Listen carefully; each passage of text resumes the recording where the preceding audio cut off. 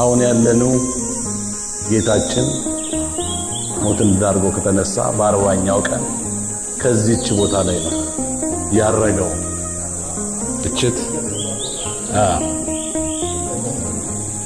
እንደ ስራችን ሳይሆን እንደ ምህረቱ የሚጎበኘን የትንሣኤው በግ ጌታችን መድኃኒታችን ኢየሱስ ክርስቶስ እዚህ ቦታ ላይ ለመገኘት ስላበቃኝ እኔ ከአቅም በላይ ነው።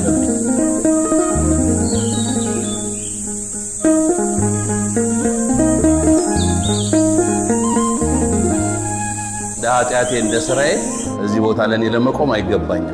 ግን ክብሩ ይስፋ ጸጋው ይጓደል የሰራዊት አምላክ የቅድስት ድንግል ማርያም ልጅ አሁን ሁሉንም ያለምን ለዚህ ቦታ ያብቃ።